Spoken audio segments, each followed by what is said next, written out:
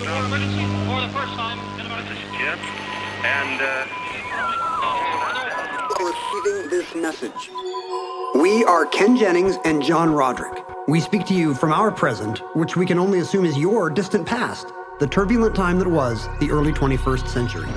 Fearing the great cataclysm that will surely befall our civilization, we began this monumental reference of strange and obscure human knowledge. These recordings represent our attempt to compile and preserve wonders and esoterica that would otherwise be lost. So whether you're listening from an advanced civilization or have just reinvented the technology to decrypt our transmissions, this is our legacy to you. This is our time capsule. This is the Omnibus.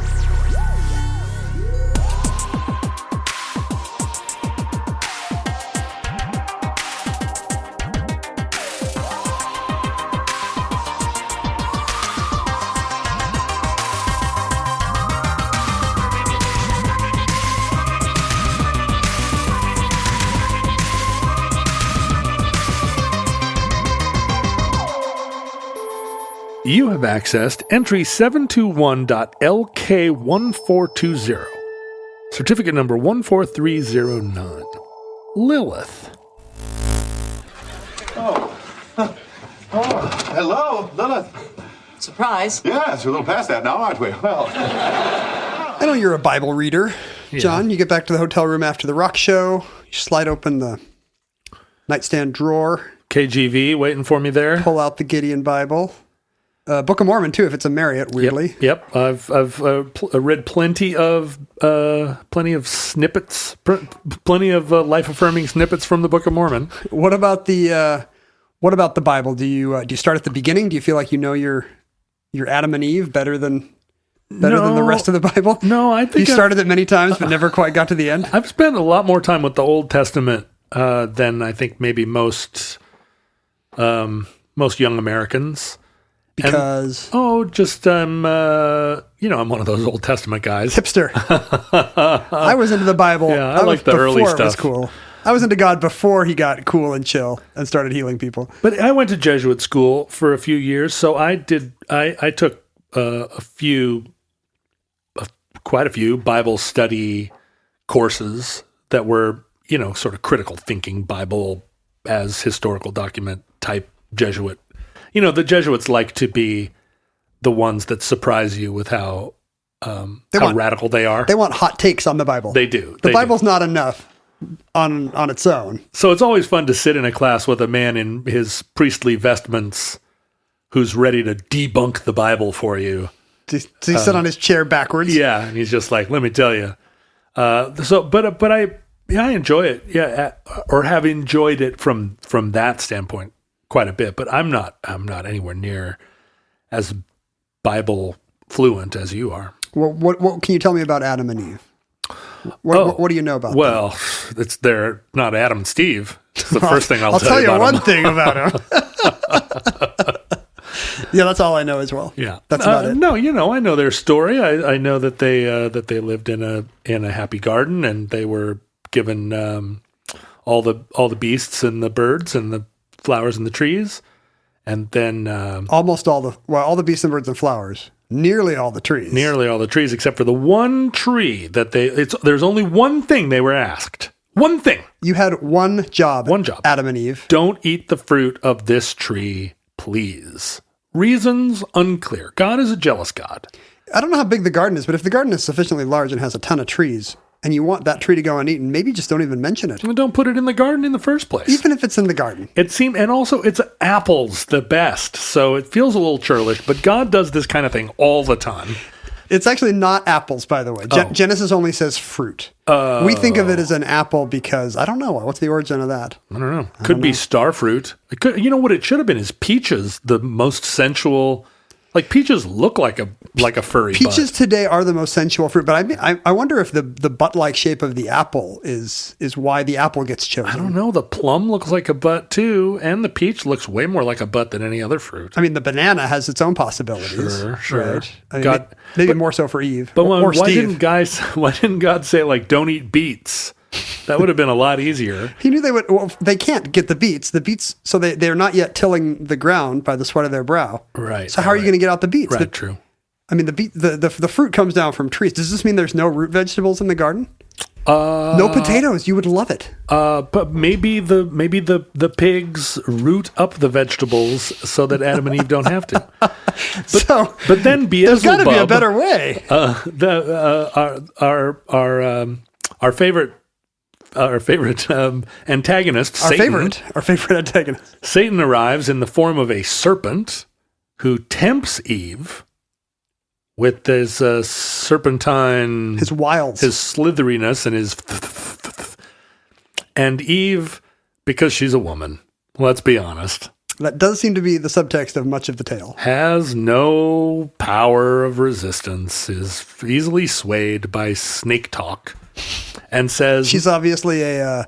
what is it when a Harry Potter can speak snake? Slytherin. She's a parcel tongue. She's a... Yeah.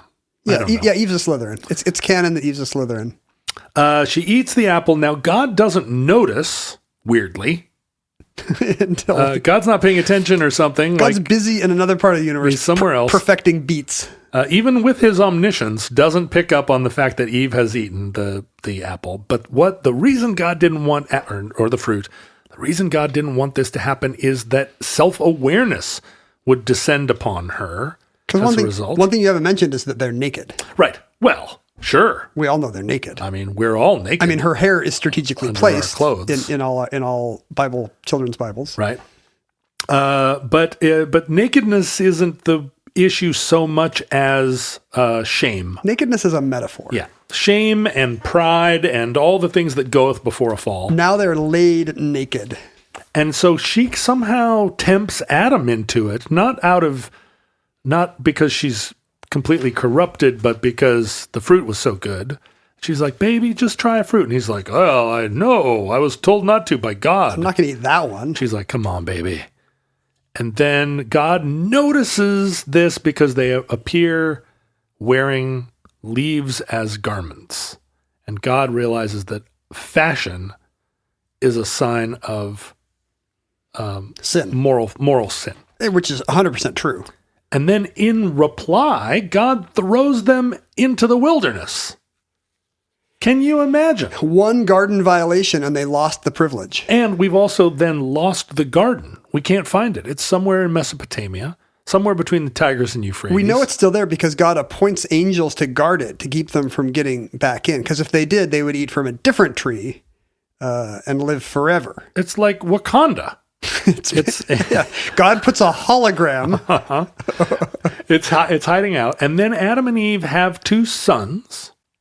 Yes, at least. They start with two. Then they get back down to one fairly quickly. Cain and Abel, or Romulus and Remus. I always get those stories mixed up. Cain and Abel. They have two sons, the property brothers.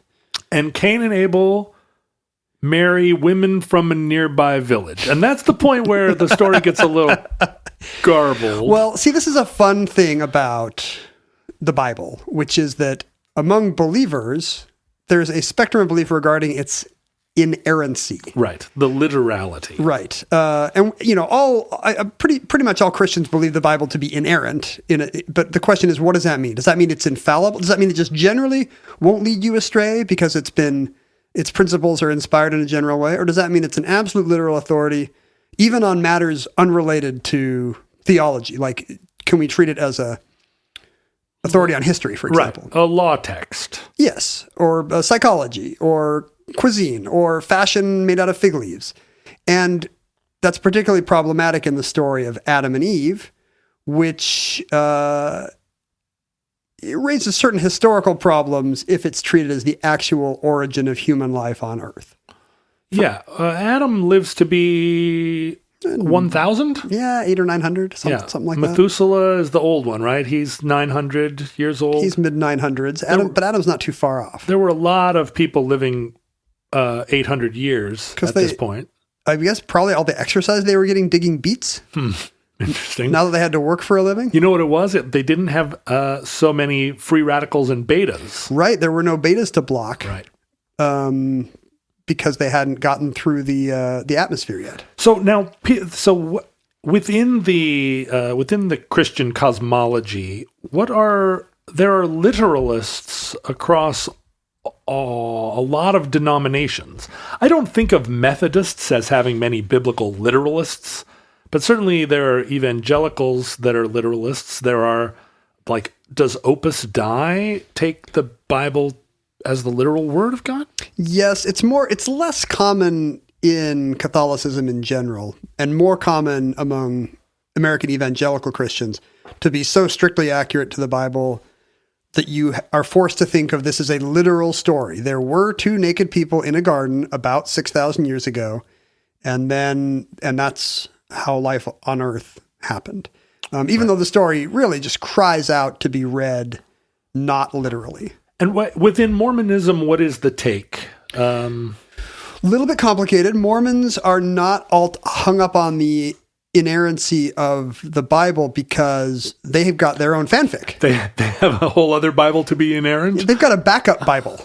I mean, central to the idea that the Book of Mormon exists is the idea that the Bible is not solum scripturum, that it's not the only word of God but wait, there's more. Right. So the Mormon Bible then becomes it's not just an appendix. No. But it doesn't supplant the New Testament. No, you mean the Book of Mormon? Yeah. Yeah, no, the Book of Mormon is, what would you say, a sequel? Right. Scripture becomes a franchise. Whereas, so the Bible's still great, but you no longer have to believe that the Bible is the sole word of God. And in fact, because the Book of Mormon seems contemporary. Yeah, it's the Book of Mormon's more in the spotlight. It's a big part of Latter-day Saint theology that the Bible could have its own historical translation errors. Right. That the Book of Mormon is not plagued by.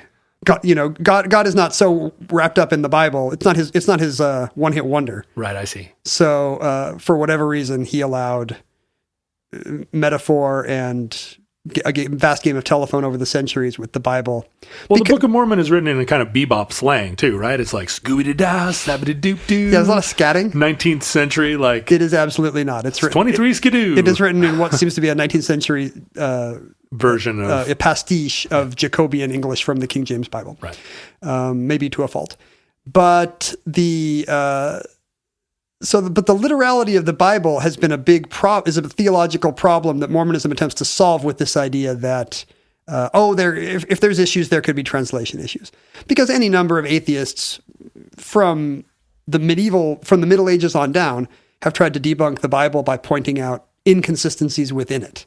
Right. Oh, this is your infallible scriptural text. Then why does Judas hang himself in this one verse and then disembowel himself later in this other verse? It's just like surely he can't do both. I've been experiencing when I took on some of the Star Trek canon recently by asking why R2 didn't tell Luke that Anakin was his father. These are the original continuity problems. Yeah, I have since had 200,000 replies explaining Star Trek explaining to me the reason. This is what's interesting about the Talmudic tradition, where debate and argument is kind of part of the religious experience. So, and in fact, gaps and apparent contradictions in the text are fruitful places to try to elicit new kinds of discussion about the text. But that's not really a tradition that exists much in a lot of Christianity. Oh, one other thing I was going to say about my own faith tradition is that the literality of the Adam and Eve story is very interesting because it's central to the Mormon temple liturgy. The ceremonies in Mormon temples are kind of almost like a narrative passion play where the story of Genesis is reenacted. But so Adam and Eve get dialogue and stuff, and a lot of Mormons would tend to think of them as literal characters. But the ceremony also instructs you to think of them as just representatives of the human journey. God has placed us here on earth, and we need to return to Him.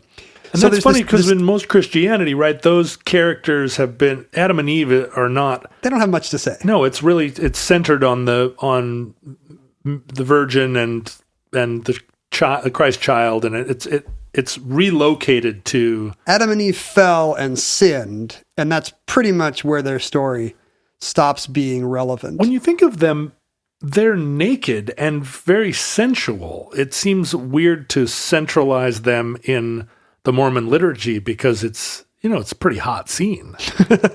They, at the very beginning, they're naked. They soon screw up. And then the story becomes about their eventual return to God from their separate, they've been cast out. Right.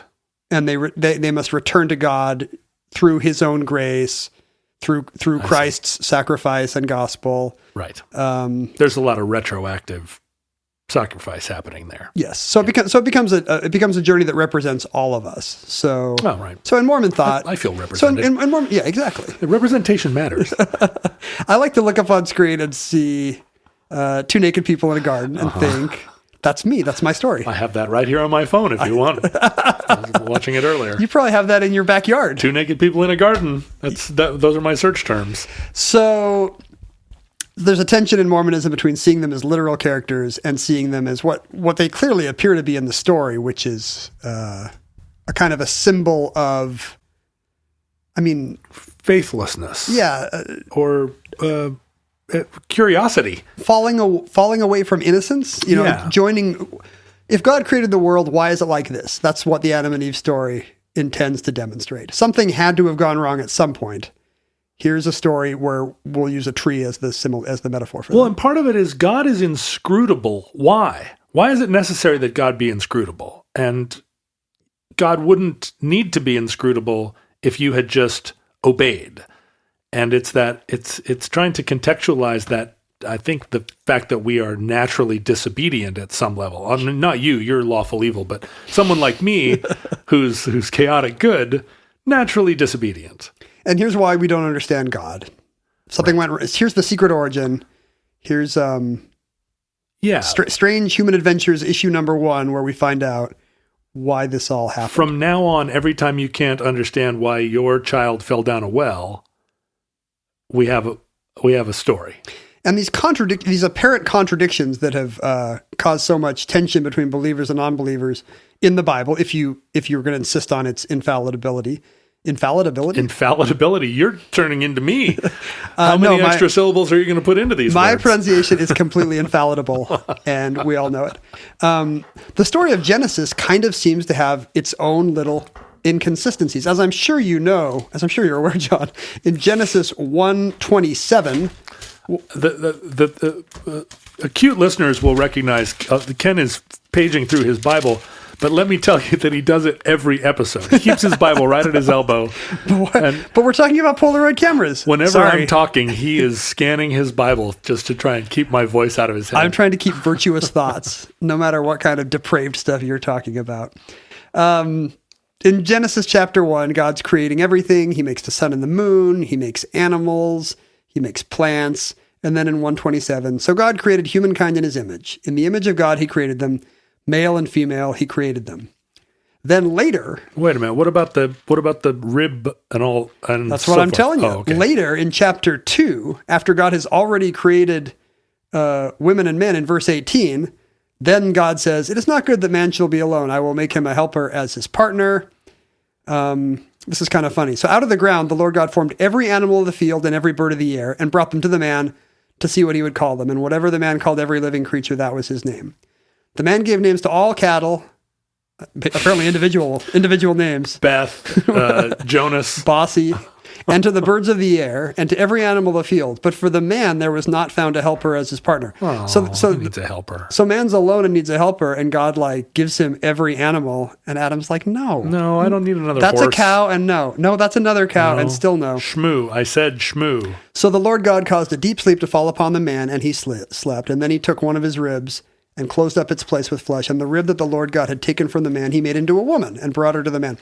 So there are two different stories, one in Genesis 1 and one in Genesis 2, of God creating man and women. But Genesis 1 is just an index, right? It's like a table of contents. It's like right before the TV show starts. It's like, here are some scenes from tonight's MacGyver or whatever. It's a little bit tricky. Why are there two accounts? And the current state of biblical scholarship offers us what is called the documentary hypothesis, which is that our current version of the Torah is a bunch of strands of different narratives that have been woven together, and things that are apparent contradictions are actually two different tellings of the same story with a slightly different take or point of view. Like the Iliad, we're talking about things that were part of an oral tradition that were written down at some point by some scribes who had 15 different versions that they had to believe in the documentary hypothesis, you have to get over the idea that Moses one day sat down and wrote out the Bible beginning to end. And so this is a big bite of jerky to tear off. Moses was busy. He's got a lot going on. He really did. I mean, he does have 40 years in the wilderness with abundant free time, one would think. Weren't they walking around that whole time, though? Weren't they marching around in the wilderness? I feel like they stop a lot. They build tents. Yeah, I suppose. He's got a lot of breaks where he could work on his book. But yes, to believe in the documentary hypothesis, you have to think, actually, this evolved over time and was woven together. And that's tricky for believers. Yeah. But it solves a lot of the problems. Why do characters in the Old Testament have different names? Why is Moses' father-in-law called Ruel in one place and then Jethro in another?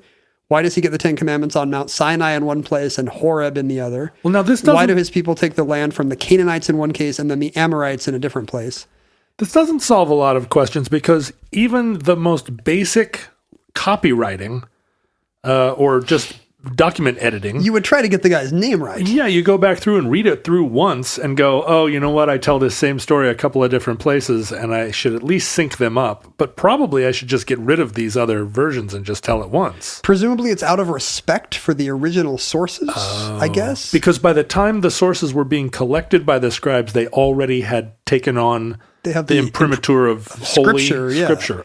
Interesting. So the part of Exodus, for example, where Jethro is called Ruel and Horeb is called Sinai and the Amorites are called Canaanites, that is what's called the Yahwist text, or J, where God is usually called Yahweh. Yeah, although we can't say that. We say we leave out the vowels. Yeah, we can't say Yahweh. It's the Jewish Fnord. Yeah, Fnord. Don't say it. Don't even spell it. Don't look at it. The other set of names, Jethro, Horeb, and the Amorites, are used in what's called the Elohist text, where... But that's also another word you can't say. God is called Elohim. I just said it. Dang it. What are you going to do? Stop it. And so if that's true, and the Old Testament is a weaving together of J and E, as well as two later sources, one priestly and one Deuteronomist, then you understand why Genesis oddly begins with Genesis 1, where Elohim creates everything, and then Genesis 2, where Yahweh creates everything, and they're kind of different, actually. Right. In the in the Latter-day Saint Temple liturgy, when these chapters are dramatized, it's interesting. The first creation is depicted as kind of a virtual one. God is kind of a graphic designer on an easel with blueprints of what of what ferns and tigers and the sun and moon will look like. Elohim has a green visor. A green visor, exactly. And then Genesis 2 is the hands-on. It's more the construction. It's actual breaking ground on earth. He's wearing overalls and an engineer's hat. Yeah, and that's one way to read it, I guess. But really what's going on here is that two different strands have been woven together. And as you say, the Talmudic thing to do would be to look at these apparent contradictions and tease out possible narratives. So there's a long tradition of doing that. Why does God create man, male and female in Genesis 1, and then in Genesis 2 pull out Adam's rib and say, this at last is bone of my bones and flesh of my flesh. This one shall be called woman. At last. Whoa, man. What is it? Whoa, man. What does that even mean, that at last woman is getting created if man has already been created male and female? Because Elohim had the idea and Yahweh kind of forgot that was the plan. Well, that would work in the context of Mormon temple liturgy, but that is not the rabbinical tradition. What do the rabbis say? So going back to about the 5th century, in some of the earliest midrashic writings, just commentaries on the Old Testament, the Genesis Rabbah, a series of commentaries on Genesis, suggests that when God first created human beings, if they're male and female, but they're not separated, then God must have created hermaphroditic humans. I see. This is what's called the primal androgyne. God creates a man and a woman just stuck together back to back, Man and a woman had a little baby. They have not had a little baby yet. They are one. They are represented by the zodiac sign, an arrow, a cross, and a double cross. Yes. What's important is that they're both male and female. They have both sets of reproductive organs, I guess, on different sides. But there aren't two of them. There's just one, the human. Yeah, it's like a Siamese twins or something. Maybe they, I presume it's usually drawn with 4 arms, 4 legs. I see. And they're hermaphroditic. And so that solves your textual problem. God has created male and female. He just hasn't separated them out yet, right? Right. But it doesn't solve a few other problems later. For example, why would God have to put Adam to sleep in order to separate them? It's modern surgical practice. Ouch. So right? It's an anesthetic. It depends. Were they sharing a liver? Well, writers of the Middle Ages would not have been able to consider modern anesthesia as an option here. Right. They're limited to their 6th century knowledge. But we also have the power of God to contend with. God should be able to separate them or make new ones. Sure, he can do whatever he wants. But why does he put Adam to sleep in Genesis? Why does he cause a deep sleep to come over Adam in Genesis 2:20? He wants Eve to be a surprise? It's his birthday. It's funny. The rabbinical treatment of this in Genesis Rabbi suggests this solution, that God had earlier tried to separate them. And Adam he found it very off-putting when Adam saw God create this new body for his mate. The Genesis Rabbah suggests that maybe Adam, quote, saw her full of discharge and blood. Yeah. Oh, right. And he took a look inside and that took the sex away. And then at that point, he could not have a romantic relationship with his partner because he knew, wait, she's full of discharge and blood. No, you need to dress her in veils, frankly. But this is a problem in life. We all know that our significant others are full of discharge and blood. Sure. Any woman knows her man is because they probably farted on the first date. And as a result, Adam refused this first mate. I can just see the rabbis just going to town on this one. It's funny because what they like is the most complicated explanation possible. Like from this one narrative clue that Adam needs a deep sleep, they're like, clearly. But it's super psychological, there's right? A first Eve. Yeah, and Eve was gross at first. He didn't want to see her insides because ew. And so God scraps this project. I see. I don't know if it's Visor God or Overalls God. But first Eve 1.0, beta test Eve, gets wiped away. But I love that Adam is such a dupe that like Eve shows up 2 days later after he wakes up from his sleep and he completely forgets the first gory Perfect. Eve. This one is finally a girlfriend who's not full of discharge and blood, as I requested on Tinder. I mean, I imagine if you were, because there's lots of examples of co-joined twins, and they're not lots. But plenty. Or I guess more than a handful. You're going to more interesting parties than me. Where they are co-joined at different places, right? Including some people that are just co-joined and easily separated. There are some pairs that share brain lobes, and when one hears something or when one thinks something, the other person will have to think it too. And when one sees something, it'll appear in the other person's brain pan. Extraordinary, right? I mean, that's just astonishing. But I can't. Even twins, identical twins, and the things that they share. I mean, can you imagine? That's creepy enough. Being co-joined with someone. And that has to have been true. Probably rarely in the ancient world, but enough that... Yeah, word would have filtered down. I mean, a two-headed pig or whatever. So for 1,500 years, this has been a part of Jewish folklore, that there was a beta test Eve. Mm-hmm. In some versions, she actually survives, and Cain and Abel's conflict is over who gets... to marry, like... the only spare woman on earth. Whoa, who's like got either a big scar on her side or is still like intestines hanging out. I assume she's finished at this point, and Cain and Abel never saw her full of discharge and blood, so they're the perfect audience for her. So she would be what relation to Cain and Abel at that point? It's just your dad's old girlfriend. Your dad's, girlfriend or... Dad's high school girlfriend. Or conjoined twin. Oh, that's true. It's your aunt. It's like their dad's removed tumor. Right. It's like falling in love with your dad's appendix in a jar. But in the most familiar telling, God just returns Eve 1 to the dust. And there's also other Eve 1. That sounds like a Star Trek. Yeah, it sounds like satellite. it's a very cheap Sci-Fi Channel program, Eve right? 1. There's also very conflicting traditions of Eve at this time. If that idea wasn't misogynistic enough, that Adam gets to consign his mate. No, it's going to get worse. A lot of the rabbis writing this stuff clearly have problems with women because How unlikely. They fixate on these traditions that she's not great, and all the weaknesses they associate with her seem to be the kind of stereotypical things you would associate with bad female behavior. Well, I don't see any evidence of that in contemporary hyper-conservative Judaism, where women are at their liberty. They call Eve, there's a tradition that she's arrogant, that she's a coquette, an eavesdropper, a gossip. She's jealous, she's frivolous, she's lazy. You're describing my ideal woman. She's a bad driver. Yeah, this sounds great for you. Bad driver? Come on. No, they didn't say that.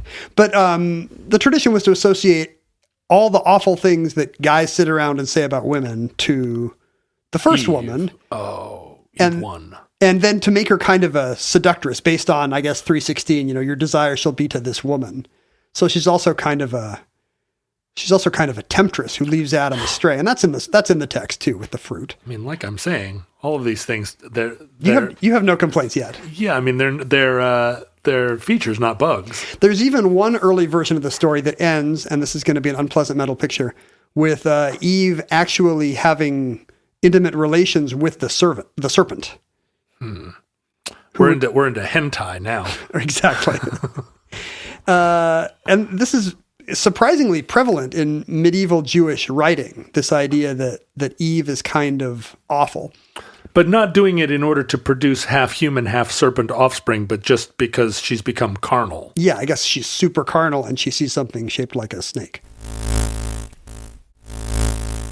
Later in the Middle Ages, there's an anonymous work called The Alphabet of Ben Sirach, which I think first shows, like our first printed example shows up in Greece in the 16th century, but it's hundreds of years older than that. And the Alphabet of Ben Sirach makes an attempt of reconciling this idea of the kind of the sinful medieval Eve with, it's trying to answer the question, why would Adam be so into her if she's so awful? So again, they do the rabbinical thing of making the story much more complicated. In the Alphabet of Ben Sirach, Sirach tells this story to Nebuchadnezzar. He says, while God created Adam, who was alone, he said, it is not good for man to be alone. So he also created a woman from the Disagree. earth. As he had. You can't disagree with God. Okay. This is the premise of the story. I'm listening. He also created a woman from the earth as he had created Adam himself. Mm-hmm. So this is not from the rib. This is from the same clay as Adam. And called her Lilith.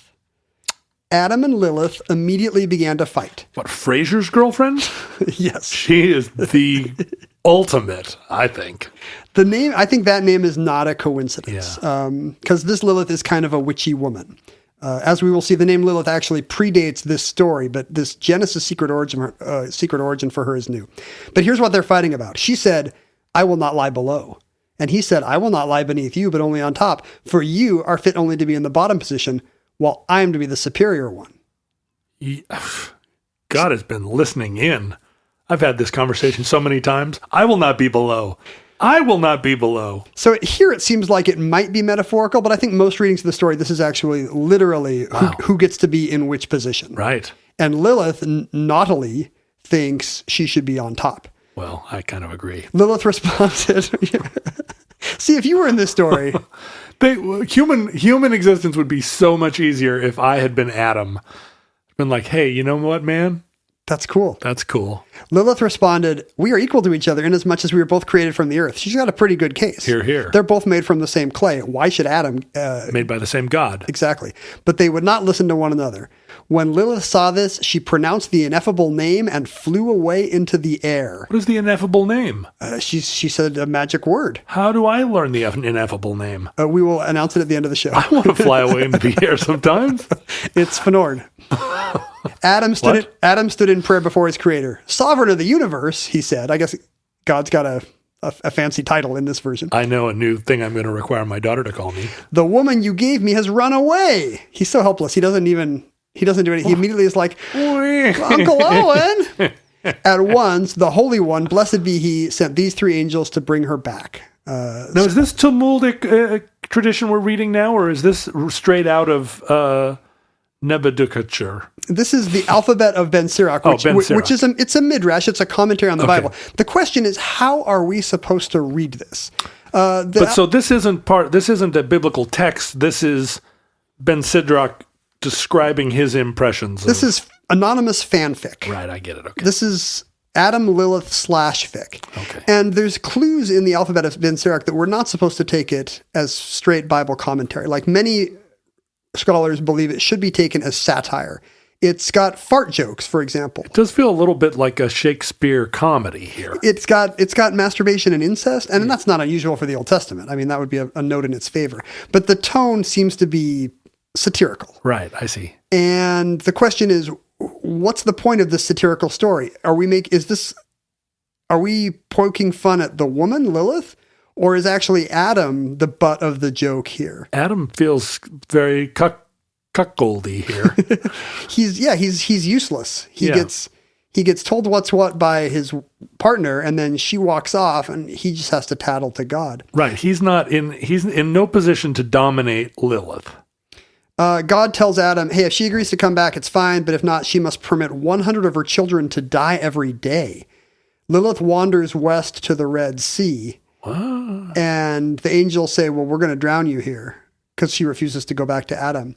And she says, leave me. I was created only to cause sickness to insults. If the infant is male, I have dominion over him for 8 days after his birth, and if female, for 20 days. So Lilith is now being connected to a tradition of some kind of an evil spirit, a demon that will stick around on earth and is a menace to children. This is so hot. And then the angels tell her to go back again. She swears to them on God's name and says, whenever I see you or your names or your forms in an amulet, I will have no power over that infant. She cuts a deal that she can harm Adam's children and the sons and daughters of Adam and Eve through her own evil offspring. But she agrees that as per the guarantee, 100 of her children are allowed to die every day. So, but she's not cowed by the angels either. No, this woman is taking no guff from anybody. Doesn't matter who. And so this is like a just so story to explain that thing we all know, that every day 100 demons perish. And for the same reason, we write these angels' name on the amulets of young children. Lilith will see the name of these 3 angels and remember her oath, and the child will be saved. Do we do that? do young children get amulets in some religious tradition? Yes, apparently there are in Jewish folklore. In fact, we have found the physical relics. There are bowls and other kinds of magical talismanic household devices that show a picture of a chained female demon. So there's this idea that Lilith is now from leaving Eden and getting replaced first by discharge woman and then finally by Eve, Adam's third attempt at a wife, that she now is still around and spawning demons who die 100 a day. But that's just a dent. That's a drop in the bucket compared to all the evil they get up to. And so you need to have these items in your home, these amulets that show the names of these angels of health, and bowls with a picture of Lilith chained, and that'll keep these demons from coming into your house and doing the bad things they do. But this isn't something that's part of like a Lubavitcher sect. No one in contemporary, like mystical Judaism is still worried about Lilith. Lilith and her offspring, the Lilim, are important in Kabbalah and other Jewish traditions. So, even though it's not found in the Torah, interestingly, the word Lilith does make it into the Bible once. In Isaiah 34:14, there's an accounting of all the kinds of terrible beasts that exist out in the desert. And in many here's one translation. Wild cats shall meet with hyenas, goat demons shall call to each other. There too Lilith shall repose and find a place to rest. Dogs and cats sleeping together. It's anarchy. In the King James Version, we don't see the word Lilith there. It actually says a screech owl. Like it's different versions will call her a night monster, a night hag, a night demon. But she's a boogeyman that's out there, scaring families, menacing kids. And she's also the mother of all the incubi and succubi. Really? That will appear and make you do naughty sex things. Oh my goodness. Like one of the reasons why you have a chained Lilith in your house is because what if Lilith disguised as your spouse, either one, and came in and tricked your partner? This is why I never married. Was that the number one thing you're worried about? Well, among other things. I mean, I've dated a few night hags. Are you worried about the night hag impersonating your partner, or are you worried about the night hag coming to your partner impersonating you? Oh, I don't think a night hag could be any worse than me. So you don't mind being cucked by a night hag? I feel like the danger is that I would get into what seemed like an innocuous conversation with my girlfriend, but really it was a conversation with a night hag who was going to make me stay up all night going over the same thing again and again. Yeah, it's interesting to think what the origins of these kind of myths are. I mean, I guess I understand the demons that want to come out of the desert and kill your children. I mean, that's just a result of the fact that a lot of infants died then, and then, still do. Like, SIDS will just kill a healthy baby and traumatize a family. Now imagine a time when not only that, but there's hundreds of other diseases that are more common and you can't vaccinate for. You want to have some explanation of why you lost that child and maybe something you could do next time. As far as the incubi and succubi, I mean, there has to be a reason for it has to be explained why people are defiant of God and why God is not always our friend. But there also needs to be an explanation of why people are so defiant of one another. And, from a group of rabbis' perspective, who is the most defiant? Probably their wives and daughters. And so, but it seems like this gives them an out. Hey, that wasn't actually me being all mean or maybe seducing you in a naughty way. That must have been the Lilim. Right. And it's to try to explain all the witchy stuff that happens in bedrooms and between couples. I guess it keeps the marriage together by the light of day, if you can say. That's right. Boy, that was a weird supernatural thing that happened last night. Let's not talk about it. No one has to own all the crazy yelling that happens. But also it does put, the idea of equality in a marriage within a religious context, there's an awful lot more equality between any two people than is written into the law, right? You can say the husband is superior to his wife in as many texts as you want, but when the door is closed and it's man and woman in a room, the relationship is going to be determined by who is the more dominant person, regardless of what the law says. The husband can be like, the Bible says you need to, and she can just say it. Right. Sorry, not in my kitchen. Because they both got the same hostage. They both have the marriage as the hostage. Right, and it's just the nature of human beings. There is no, men can dominate by size, but not by personality. Any relationship that you've ever been in, it's not, dominance does not fall according to gender by any means. No. And so a lot of maybe these, more than, I don't know. Like maybe it's easy to say that from a perspective where we've kind of thrown off the religious trappings that. I don't think so. I think you think it would be the same? If you put any two people, man and woman, in a room, the one that is going to take charge is going to be the one that takes charge, and not necessarily the one that even a woman that on the surface says, yes, dear, I adhere to the word of the Bible. Like, just your marriage, for example. I mean, Mindy's not taking any guff off of you. She is not. And you take a lot of guff off of her. I've seen it. But I deserve it. Well, yeah, But exactly. But I mean, that kind of gets around the 1,000 little ways that as we raise boys and girls, we don't set them up as, we don't set up parity. You know, like the thousands of messages we give to little girls that maybe you should defer instead of insisting. Well, I know, but maybe you should withdraw instead of explore. My suggestion is that is all over. That's trying to compensate for the natural imbalance in the other direction. We need to chop down little girls and puff up little boys just to make them equal. I believe you will get letters. I believe this is not true, but there's a folk etymology at least saying that our word lullaby comes from Lilith Abi, Hebrew for Lilith be gone, which is a chant you would say over your sleeping child to keep the night demons away. So now within any of these traditions, is there a cult of Lilith? Has there ever been a like a secret sort of Kabbalah, but that pays tribute to Lilith rather than just tries to keep her out of the bedroom? Yes, both anciently and in modernity. The reason why Lilith gets absorbed into the story is because of a Mesopotamian deity of the same name, a kind of demonic succubus-like character who's kind of glomming her way into the story. So she's being borrowed from other Bronze Age traditions from the region. But in more recent years... Was she a god in those traditions and then became this sort of spawn? Yeah, she has supernatural powers. Yeah. I mean, we're going from clay fragments, you know. We're trying to...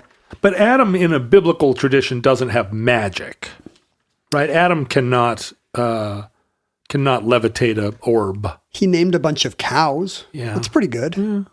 More than I've ever done. No, you're right. Lilith, you're right. In this story, Lilith, by having the ability to, spawn a bajillion demons of the air, that seems to be something that Adam and her replacement Eve could not do. That's true. So yeah, maybe that's because she's borrowed from a tradition where she's a deity of some kind. But she also has become a figure of less formal worship more recently. Lilith was kind of rehabilitated by the Romantics. In Goethe's Faust, she's presented as an option to Faust. Mephistopheles shows Faust Lilith, and Faust is like, "Who's that?" And Mephistopheles is like, "Well, this is Adam's first wife. Watch out for her. Her beauty's one boast is her dangerous hair. When Lilith wraps her hair around you, she won't let you out again." So she's kind of a woman who can ensnare you with her both literal and figurative wiles. And then the Pre-Raphaelites would paint. I hate to keep sighing in like you just want somebody to wrap you with her hair. Desire at all of these descriptions. That's all you want. So she's a Pre-Raphaelite. Well, Dante Gabriel Rossetti famously painted one of his kind of porcelain women with the long red hair and the icy stare and the poppies at her hand, and called it Lady Lilith. So, you can't really, Eve is too motherly, I guess. Yeah. To become this kind of an icon or an archetype. Well, we want to, after Eve sins and they're driven out, it's a kind of black mark on Eve, but we want to forget it too. Like, we don't want Eve to be, Adam and Eve are fallen, but we don't want them to fall too far. They're our mom and dad. Well, we don't want to come from a broken home. Right. Exactly. And, but of Lilith, that's not true. And the fact that she has these occult powers make her very easy to use for any kind of literary device. For example, in C.S. Lewis's Narnia books, the villain, the White Witch, the title witch of The Lion, the Witch, and the Wardrobe, is said to be a descendant of Lilith, which gives you a way for evil to come into the world, not through Adam and Eve's lineage. Is she in Shakespeare? I don't think Lilith is mentioned in Shakespeare. I can't think of a case where she is. And honestly, I think that's because maybe she was a bit of an obscure figure until renovated by the Romantics. But because she is a powerful woman with power over the elements, as you can imagine, she's a really central figure in lots of different occult traditions today, including Wicca. Right. So there's your modern worship of Lilith. Witchy woman.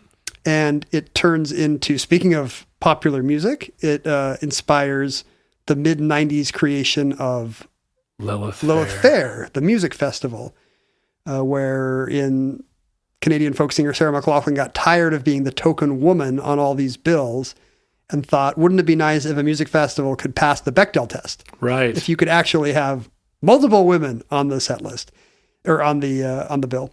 And then Lilith Fair spawned Liz Fair.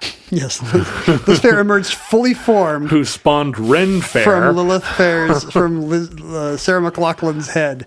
Did you ever go to Lilith Fair in the 90s?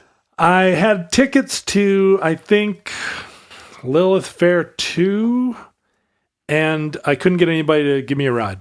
Boo. And it was back in the day when it seemed like tickets to, I mean, I had tickets to Lollapalooza and to End Fest and all those things early, the good ones. You just went to Warped Tour every year. And I was like, I could go out to that, or I could just sit here and drink Keystone Ice Light and smoke Winston's. It is pretty nice to not do stuff. Every time people email me wanting me to do something, I don't know how to explain to them, like, you seem nice, but do you know how much better it is to not do your thing? Especially festivals, and especially festivals when you're poor. Right. Like later on in life when I was in the music business and could do festivals where when I was tired of all of that, I could go through the fence to the other side. There's a lounge. Where there were lounges.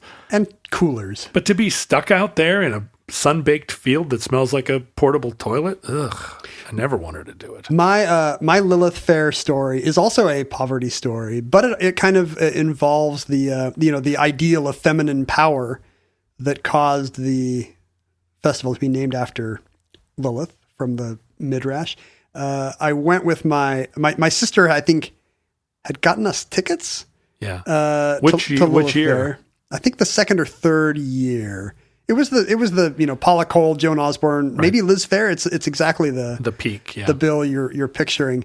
But my sister got mad because she had made us she packed an elaborate lunch that got confiscated at the door by security that said no outside food. So my sister was already kind of pissed. And the weather turned kind of towards the end of the night. And was this here at the Gorge? Which one was it? No, this was maybe Park City, Utah, I think. See, yeah. It was at the Gorge here, right? Yeah. And so the wind is rising and you're starting to see speakers kind of visibly move. And I remember it was the closing act. Sarah McLachlan was on stage, and I remember her saying into the mic, "The goddesses are angry." And the goddesses were very angry. I think they had to cut her set short. Yeah, they might have been angry at her saying that. Yeah, apparently. You'd think that the goddesses would love to have a music festival named for Lilith. Right. Finally. Well, but maybe it's other goddesses who are jealous of Lilith. Oh, I see. Because you're in Park City, Utah. There are probably tons of native goddesses there who are like, why do we have this Phoenician goddess? Like we're Ute and Shoshone Indian goddesses. That's right. We're not going to put up with this crap. So I saw pagan power exhibited by Lilith, or possibly her enemies. Visited upon Lilith. Yes. But you can see why she's such a tempting symbol to moderns, because if your options are Eve number 1, who gets vaporized for being gross, for having bodily fluids. Right. Boo. By a bunch of, stodgy rabbis. Or Eve number 2. Or Eve number 2, who just becomes a scapegoat. Right. For being,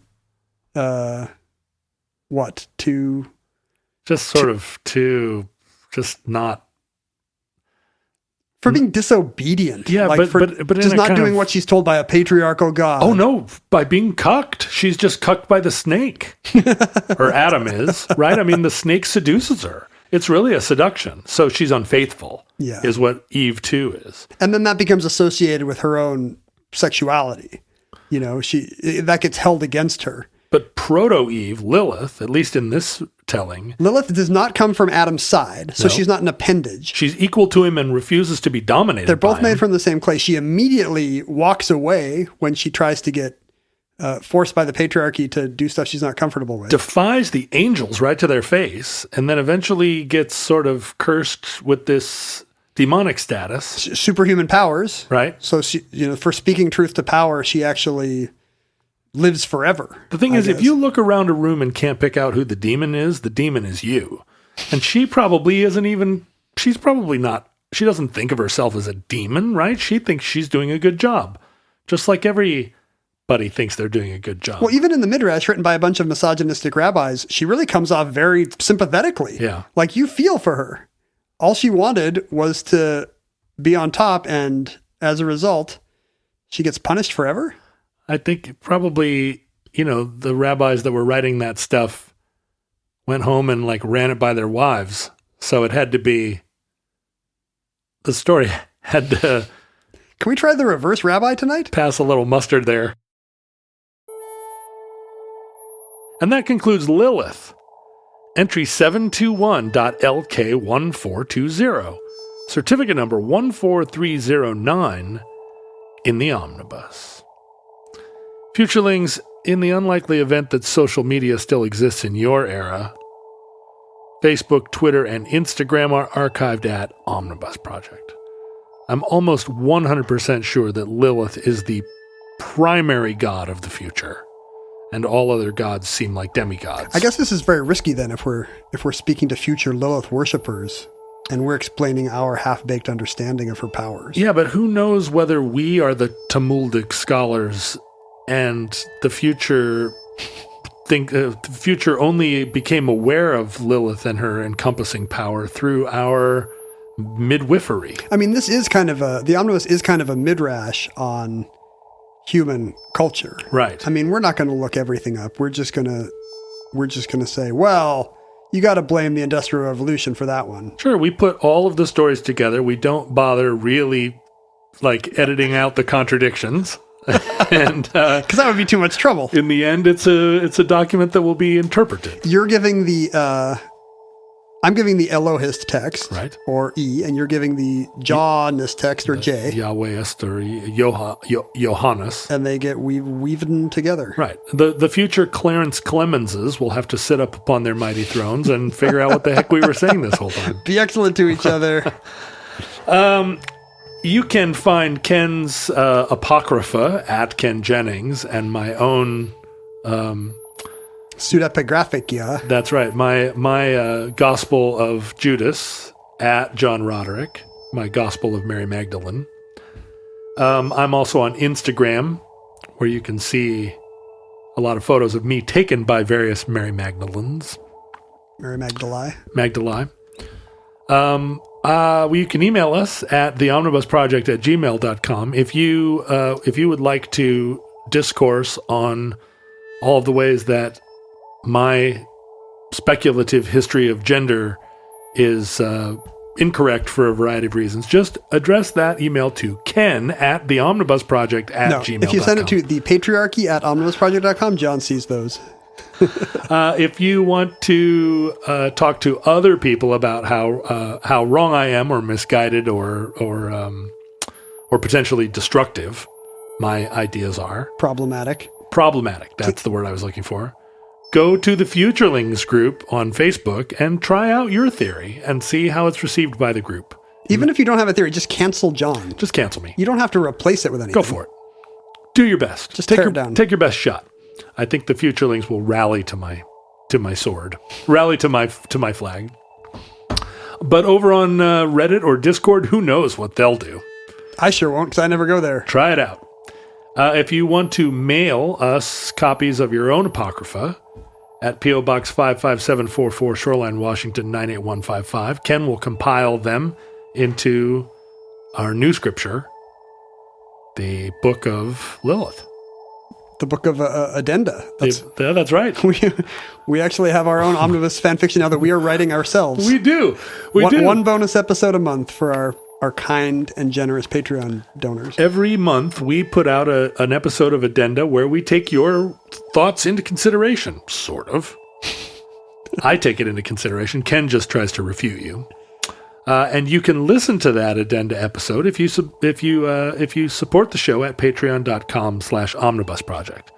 It is a great bit of content. In a world starved for content, Omnibus Project Addenda is the content you're looking for. If your problem is there are only hundreds and hundreds of episodes of this show, and you want more. And thousands of other podcasts that are not as good. Tens of thousands, probably. How many podcasts would you say there are? I don't know, but thousands and thousands would include... also encompasses tens of thousands. Nope. It ends at 9,999. Every time you add a zero, you have to use a different unit. How many podcasts are there? God, that's a question I don't even want to consider. How many podcasts can dance on the head of a pin? Well, it's like bands. You know, when my band sold 30,000 copies of a record, and I was like, 30,000 copies, that's kind of not that great. Somebody at the time said, you know that puts you in the top 2% of all records released last year. I was like, you're kidding me. And they were like, no, because there's so many. There's like 500,000 records that all sell between 100 and 600 copies. And so, yeah. Wow. That really makes you think before attempting anything in any arena. Well, and in fact, Omnibus, I mean, all four of my podcasts are in the top 5% of all podcasts because of the listener, because there's so many that have 50 maybe listeners. Even higher. the barrier to entry is so low in this medium. I think that the ones that we focus on, the ones that have 250,000 to 1 million listeners, are such a small fraction of the 1% of podcasts that have that many listeners. Same in publishing. Like the vast number of books do not make back their advance, but the publishers are kept afloat by the 6 that sold 100 times what anybody thought. Listeners, from our vantage point here in your distant past, we have no idea how long our civilization survived before the Lilith of the desert emerged to feast upon our bones.